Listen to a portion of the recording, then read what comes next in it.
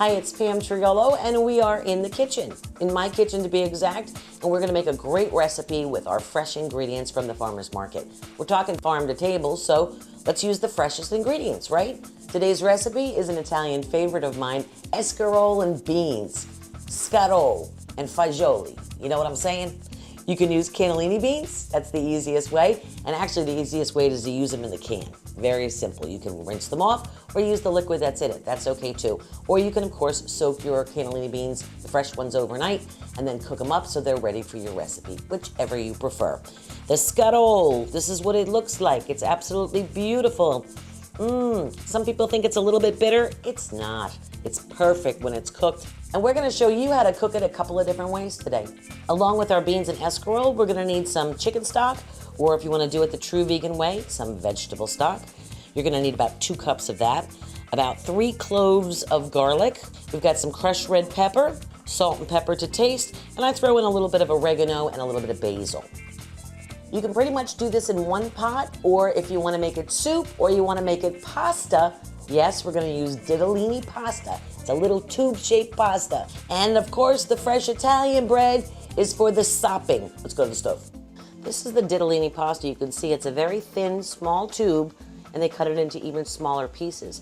Kind of similar to an elbow macaroni without the curves. We're gonna throw this into our salted boiling water. You don't have to stir it constantly, but make sure you check it so it doesn't stick to the bottom of the pan. First thing we're gonna do is add about 2 tablespoons of olive oil, maybe 3. It's a big pan. Then we're going to add our garlic. Again, this is about 3 of the larger size cloves. And we're gonna let this brown very gently for about a minute or so. Remember, you never wanna cook garlic too much in the oil, because if it gets really well done, it's gonna be very, very bitter and make your whole dinner ruined. So don't do that. All right, this is perfect. It hasn't gotten too well done. Turning it down to medium. And now we're gonna put in our escarole and some parsley. I like a little mixture of the two of them. You feel that? A little chicken stock. This is 2 cups, okay? I'm gonna add this in so we don't spark up here. And I'll put the escarole in. This is 2 heads of escarole. If you've ever noticed, you ever cook, I don't know, collard greens or spinach, sometimes you can use the biggest bag of greens that you've ever seen, right? Like all of this, wait till you see how much it cooks up to. So go for more when it comes to cooking greens for a meal. This should probably feed about 4 people when it cooks down. So let's see how it comes out. We're gonna make sure that we get it in there. You're not gonna be able to stir it for a while without knocking everything out of your pot. So, got it a little bit lower. I'm gonna take the top and I'm gonna put it on it so we get it wilted down a little bit faster. Okay, we're a little bit wilted now. We've got a little further to go. But first thing I wanna do now that it's manageable in my pan, I wanna take some seasonings. Key part, crushed red pepper. I like just about a pinch. What is a pinch, Pam? I don't know. You can pinch it with your fingers and then you throw it in. I've got a little bit of salt, a little crushed red pepper. I'm sorry, black pepper. And you can use fresh basil leaves. I just have a little bit of dried I'm gonna add. And I like a little oregano in mine. I like my pasta fazool with a little oregano. And I forgot to pick that up at the market, so I'm using some dried. I'm just gonna stir this together now.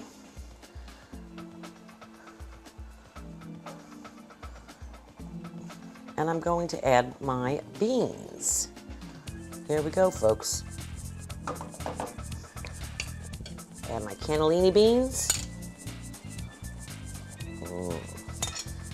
When you cook these down nicely, they get so nice and creamy. Here we go. And remember, we always want to salt to taste and season to taste, so we'll taste along the way. Trust me, it's the best part of cooking. Well, I've got my seasoning just perfect. Not too spicy, but you still feel a little heat. Salt is right on.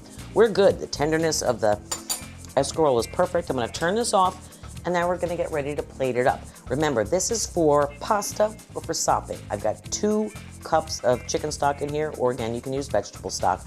If you wanna make a soup out of it, add a little more broth, and just remember you'll have to increase your seasonings. Now the escarole is just perfectly tender and the beans are intact. Nothing worse than a mushy bean, right? Now, I normally would, because I'm making pasta, throw the pasta in here, add a little bit at a time, and let it absorb all that liquid. But because I'm making it 3 ways for you, you can have half the amount of pasta and add more stock and make it soup, or you could just not have the pasta at all and just sop it up with some of that beautiful Italian bread. So here we go for the pasta. And as always, I like to season with a little Locatelli Pecorino Romano. There's nothing like it. And here we go with our Escarole and fagioli. And don't forget, take this and make sure you get all that good liquid. This, a nice glass of wine. Mangia bene.